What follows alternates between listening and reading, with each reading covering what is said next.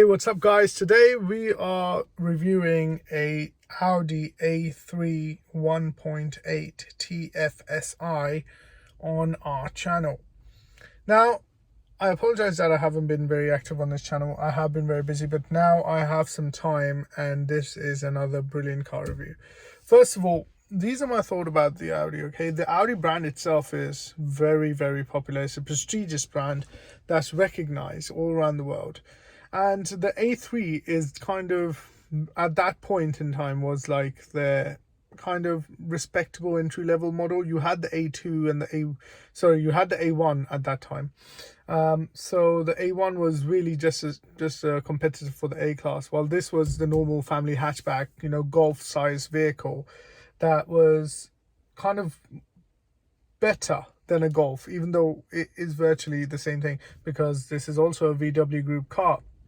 Now, Audi, one thing they do really well is to make something that's solid. So this one, I've owned it for about a few months and I've driven it around, and I can tell you it feels so planted on the road, even though it's not a four-wheel drive model. It's a front-wheel drive 1.8 litre turbo model.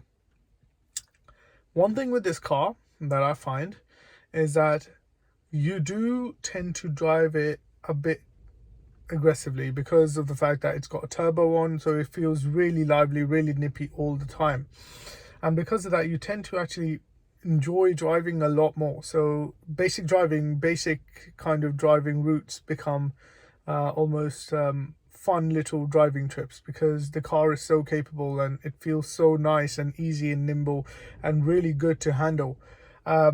So yeah, we're going to drive this car around and we're going to explore it, and we're also going to review it to see if you should invest in a Audi A3.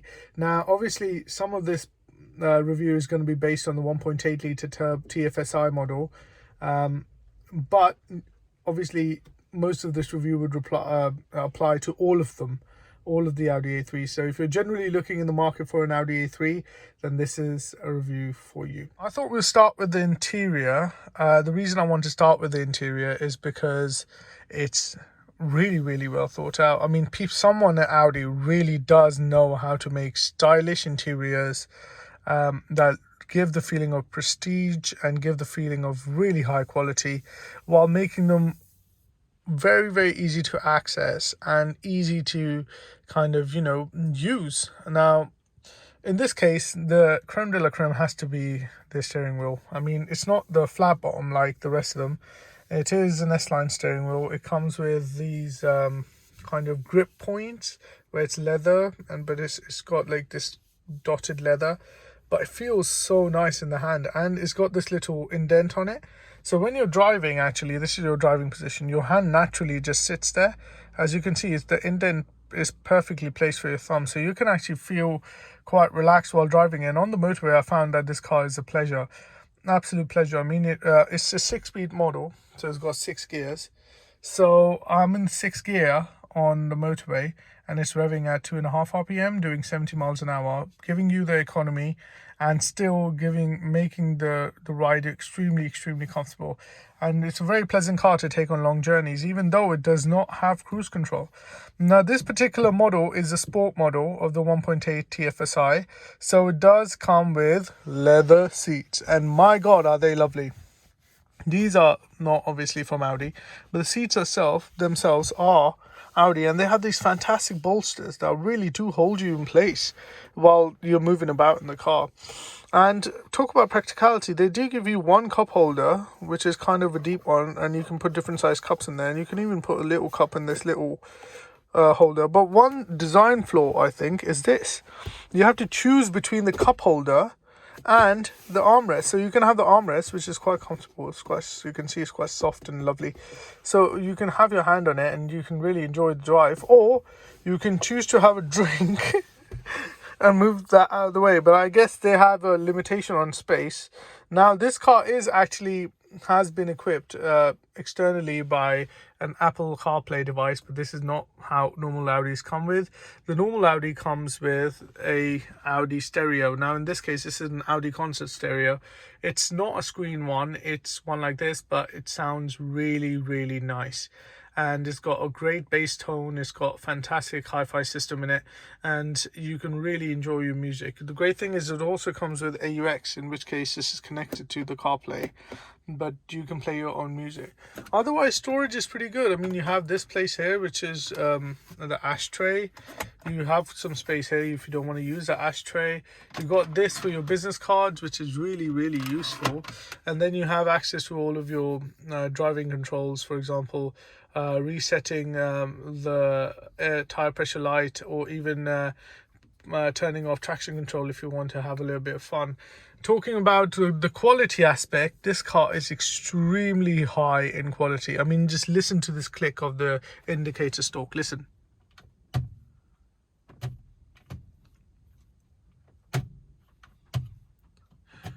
It's mechanical. It's so good. I mean, it's really sturdy as well, so it encourages you to use it really quite precisely. It feels really good, and the feeling of quality, I mean, literally goes around the car. I'm going to put the clutch in so I can just put it in gear for you. You can just listen to the way it goes into gear.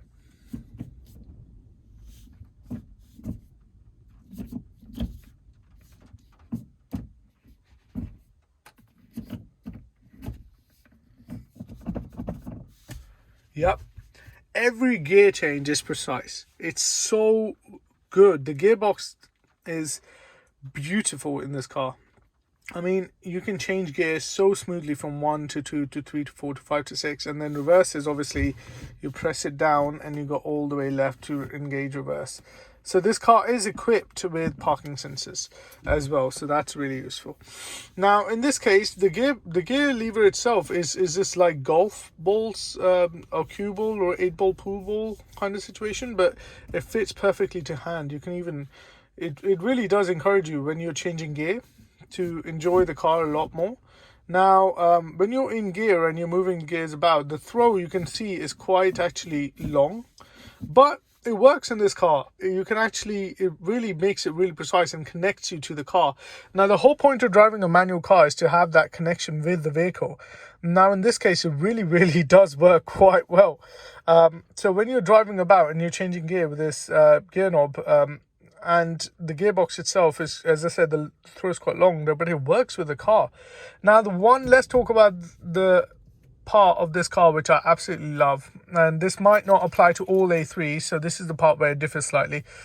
This is a 1.8 TFSI petrol, and that engine is a 4-cylinder, and it produces, wait for it, 160 horsepower, which is a bit of poke. That is a bit of power, underneath your foot.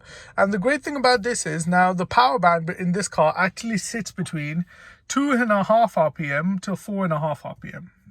I've noticed that. And that pretty much works across all the gears except 1 and 2, where the power band is actually between 1.5 RPM and 3 RPM. Now, if you keep the car on the power band, this car feels literally like a rocket ship. It's so fast. In 6th gear, this is the first car I've had that in 6th gear, I can pull without pressing the accelerator hard. If you gently press the accelerator, the turbo spools up and actually gives you power in 6th gear. So you don't normally, with 6-speed cars, you need to gear down to 5 to put your foot down and get out. But in this car, actually, you put your foot down in 6th gear and it goes. And, one thing I have to say about this car surprised me, which was the economy. I can actually squeeze out about 47 to 50 mpg out of this, using the trick of up to 2.5 RPM changes to change every 2.5 RPM. And on the motorway, it doesn't eat fuel. It's very economical on the motorway. As I said, it only revs at 2.5 at 70 miles an hour. And you can just relax and cover miles upon miles in this thing. One thing I will say about this car that I don't like that much is the climate control system.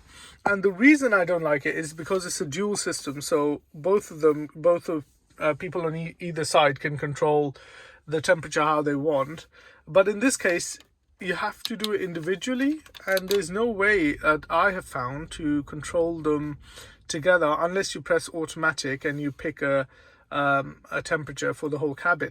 Now another thing is, this is quite confusing. As you can see, it's like what is that button about? But that button means that you don't have to actually pick where you want the air to flow. It's actually going to go it through the middle, as in these vents here and these vents. So that's what that button is for. The fan speed, circulation, if you want it or not. This is automatic circulation for when the air conditioning is on. Front and rear defroster is there. But that, it's a little bit fiddly, to be honest. And when you're trying to use it on the go, it can be a bit tiresome. So that's unfortunate. If you do get an opportunity to buy an automatic climate control one with different, which has a screen here rather than this little thing here, then do that. But this is a bit fiddly to work with. And another thing is this, the stereo itself is wonderful. It gives you access to CD, AM, FM radio, and of course AUX. Now, to actually access AUX, you have to press tone, which I find weird. It should be on menu, but you have to press tone, and once you press tone, it guides you to it. Apart from that, everything as it should. It actually does come with a fair amount of equipment, as you can see. And you see this button here, it says reset. This is actually to control the computer, and the computer is this little screen here, and we're going to explore that. And then you have your standard lights, control the head unit light as well, and your side mirrors and all electric windows, to be fair. Now, the sun visors are pretty good. They have vanity mirrors on both of them, so that's really good. Also, it does come with this strap, so you can put your documents and stuff in there if you want to. The front light is also very, very good and very, very bright, which is lovely. If you do it all the way there, it stays closed. If you do it like that, then it depends on the door opening. Let me show you the rear seats. They are also leather, and they are very, very comfortable. Now, let's talk about comfort. These seats are very, very soft, as you can probably tell, and they are very well cushioned. So you are actually sitting quite comfortably. And if you look at my legs, there is enough room on both sides here. And although you can set the steering wheel up to how you want it, as in telescopically as well, up and down as well. So that's really good. So I've actually put it there, and I would like to put it towards me slightly like that. So because I sit quite far away, you see. So with me, this is my driving position, so I can lock it. And the lock is actually down here, if you can see, like that. Lovely. And the car obviously becomes easy to handle because you can go into your ideal driving position. Now, if I was to show you where my shoulders sit like that, look at this. I've set my headrest, and it's so comfortable. Literally, this is how I'm sitting while I'm driving. So all of my back is in line with the seat. Now, this bodes well for Audi, because this means that anybody can sit in this seat and get really comfortable. And also, this means that because my head is on the headrest, in case of an accident, my neck would be better protected against whiplash. So that's really, really good. Another positive thing that I would like to bring to people's attention is the fact that due to this little space here, you can actually, if you open this up, I've got a tissue in there for oil checking and everything, but you can actually place a normal phone in there, and it's a perfect size. So you don't actually need a phone holder. So you can see this ledge here, it protects it. So you slot your phone in between that space, and that acts like a phone holder, so you don't need to touch it or ruin it with all these magnetic things or the phone holder on the screen. You can just put it there, and it's actually very, very useful. I think it just makes it easier to live with this car. Now, you also got locking mechanism here, which is really, really good actually, which you can do on the go, but the car does it automatically when you're driving. Right, now we sit in the front. Let's talk about rear room, and let's talk about leg room. So this is the rear of the car. As you can see, there is a fair amount of leg room in there, even though I'm a tall person and the seat is suited to a person who's 6 foot tall. Once you're in here, there is a fair amount of room. I mean, you can see my knees are just a little bit further from where the seat is, but there's enough room here for a whole adult to sit quite comfortably. I'm going to close the door so you can hear about the sound insulation, because that's another thing about this car. Sound insulation in this vehicle is phenomenal. It really does take you away from the elements. Now, I have put the sunshade on there. It doesn't come with that, but you can do that to yourself. These indents in the seat allow you to have a little bit more leg room, especially if you're tall like me. and the middle of the seat and everything, and these headrests are super soft, as you can see. They're quite comfortable to be in. Like, you know, you can put pressure on it, you can really just relax out here. It comes with its own light. Otherwise back here is pretty barren. You do get this kind of storage place. It's not really useful for anything because realistically not a phone's not big enough. But you have to keep in mind that this car was launched back in 2008. Now you can see these little plastic things at the bottom and you'll be like, Ian, what on earth is that? Those are vents. They're actually vents for the air conditioning and obviously the heating and everything like that. So you do actually have vents. Rather than here, they're over there. And you can see there's a little ashtray there as well if you are a smoker. Backseat passengers don't get a lot of thrills. There's not even a pocket, but you do get this nice speaker and they sound lovely. The sound installation is good, as I said, and you can move yourself into a position to be really comfortable. Like again, look, the headrest is behind my neck. I can get really comfortable here on long journeys and really just enjoy it. And this car is very comfortable over the bumps despite it being a sport model, which is rare. I've driven sport models by BMW and I've driven them by Jag.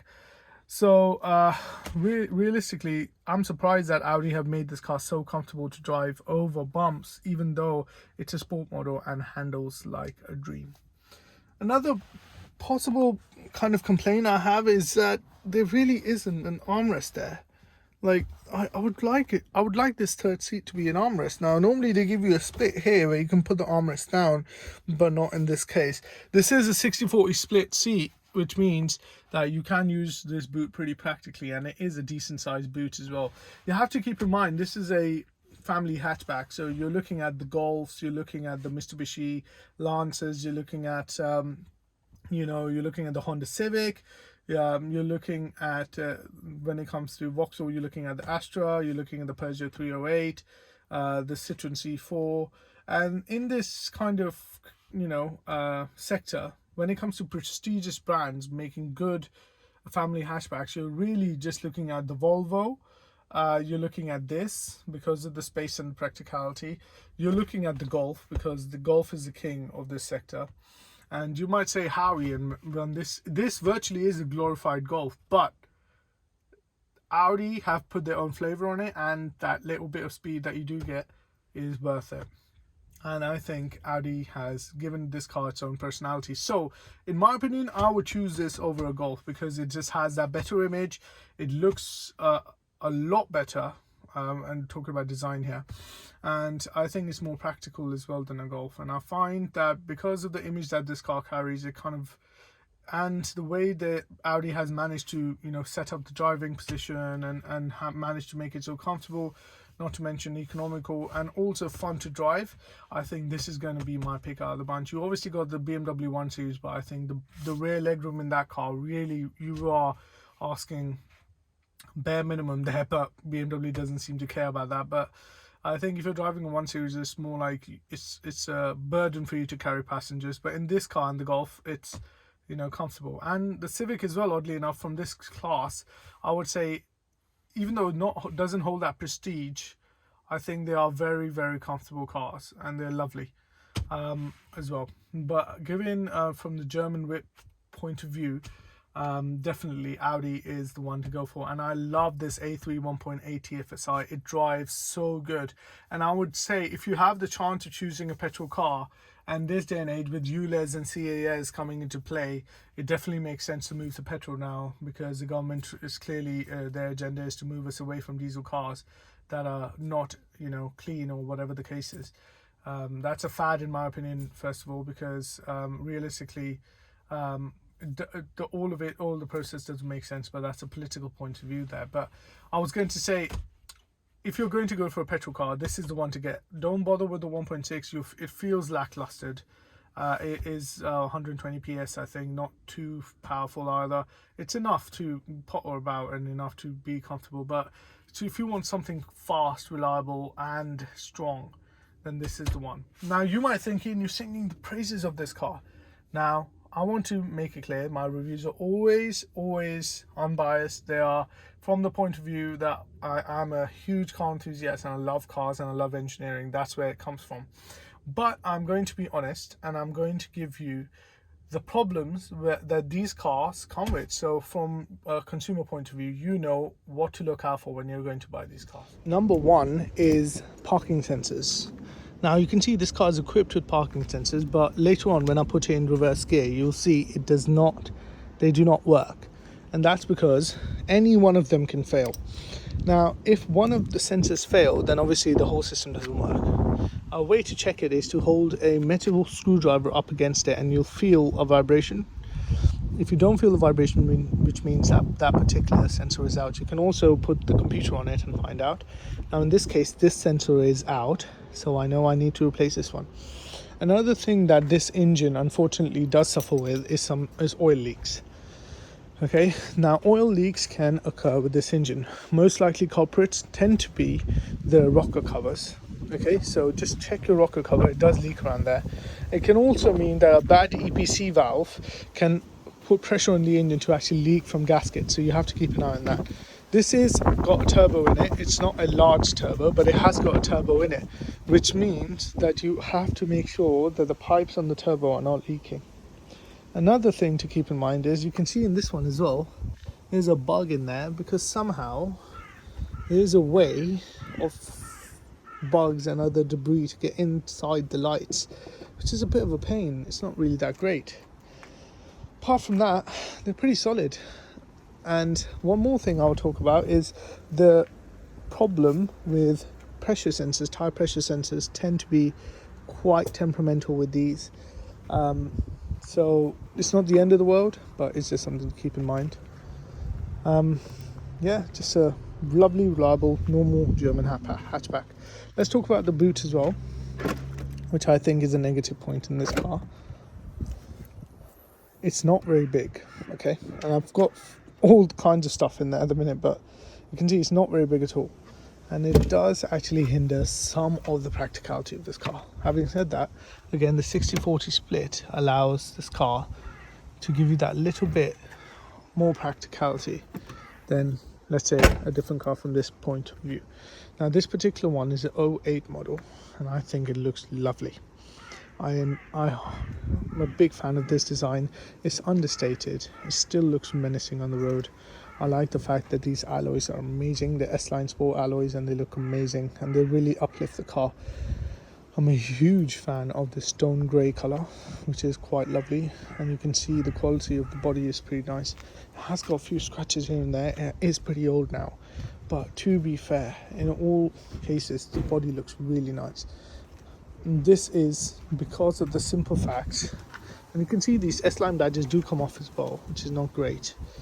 In all points, this car does look really, really nice, and on the road it has a good image as well, not just from a driver's point of view, but from every point of view. So yeah, an Audi A3, a lovely little hatchback. And if you're looking to invest one, they do cost a bit, and even this old model would be about 3k on the market. So keeping that in mind, always look out for them. There are plenty of them on the road, but look out for the S-Line alloys and look out for the 1.8 Sport, because I think it just looks better, especially in the stone grey. So if you are looking to invest in one, always look out for oil leaks, making sure the electronic stuff like the sensors work and everything, the tire pressure sensor is working and everything. And another major issue that actually I completely forgot about until now, this wiring loom, often the wires inside the wiring loom break and they can cause havoc. So normally that would mean the passenger airbag light is on and other lights are on. So it's always the case just to pry these open, just to check the connections to see if they're still connected. If the wires are broken, just solder them together and should normally fix the problem. So yeah, an Audi 1.8 TFSI, a German hatchback with a kick, a car to enjoy with the family.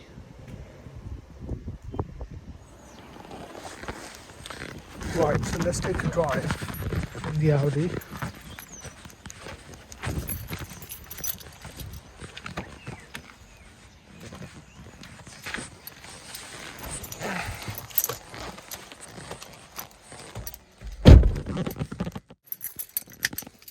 Alright, let's take a drive in the Audi to see what it's like.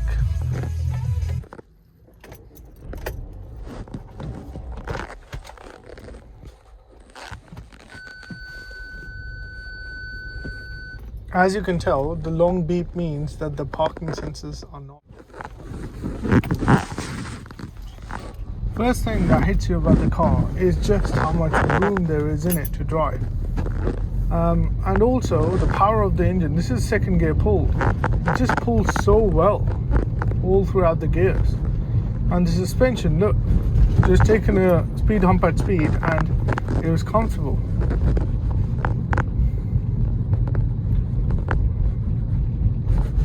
The steering weight is really nice as well. I mean, it's not too light, but it's not super heavy, which does encourage you to actually drive it quite well. So the engine actually picks up so well between like 2.5 RPM and 3 RPM in the first two gears. It's like between 1.5 RPM and 3 RPM first two gears, the engine is rapid and the car actually accelerates so well. It allows you to really enjoy the aspects of the Audi that it's designed for. This is a sport model, it's supposed to be nippy. The turning as well is so well balanced, like the car does not shift from either side. Going over massive potholes and humps and everything, the car feels stable and it feels well planted on the road. It does have pretty grippy tires on, to be honest, and I think they're not like super skinny either, like the Prius for example. These are actually quite fairly wide tires, which allow the car to feel a bit more planted on the road, which is awesome.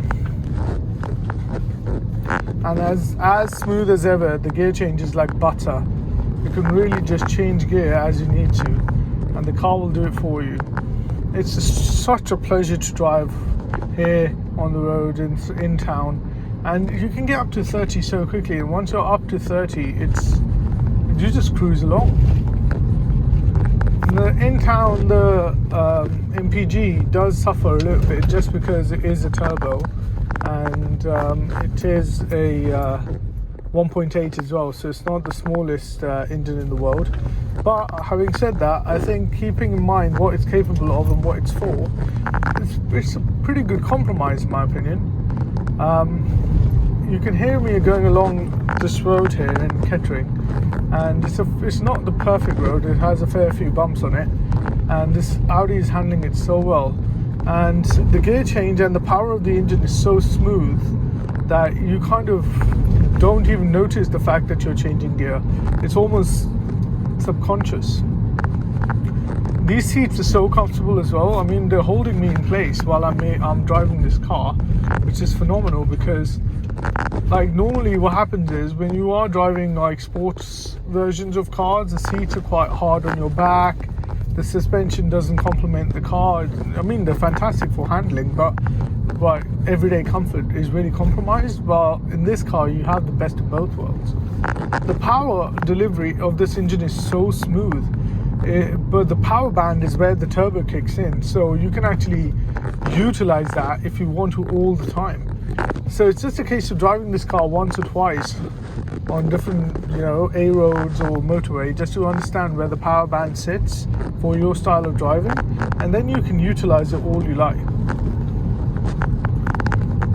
The only problem that I see with this car is that the pillars do actually hide quite a bit of the road, and the way that the shape is, where it's slanted and sloped, it can mean that on junctions sometimes you have to swivel your head a little bit just to be able to see where you're driving. But apart from that, that's not really a massive complaint either. In everyday use, I can see this car quite comfortably being someone's daily driver. I mean, it's the best of both worlds, right? You can take your kids to the school run, on the school run fairly quickly, I would imagine, while being safe, because this car has a great safety rating as well, which is a massive plus point. So, it doesn't mean normally that after you have married and have kids, that your life as a car enthusiast is over. The cars like this, the BMW M3, and obviously other sports sedans and sport hatchbacks allow you to, live your life and still have fun, like you did in the early days in those coupes and two doors. Coming back to the Audi, what more can I say about it? 1.8 TFSI might not seem like the ideal engine for most, but in my opinion it's the one to get. 160 brake horsepower coming from a 1.8 unit with a small high pressure turbo on, which allows you to actually utilize the car fully, not only as a everyday driver but also as a fantastic weekend car that you can have fun in. The 6-speed manual gearbox mated with this is wonderful. I'm sure the Audi's DSG auto is pretty good as well. So if you want to have a little bit of fun and you like driving, then this is definitely the engine and the car for you. I mean, listen to that. Listen to this.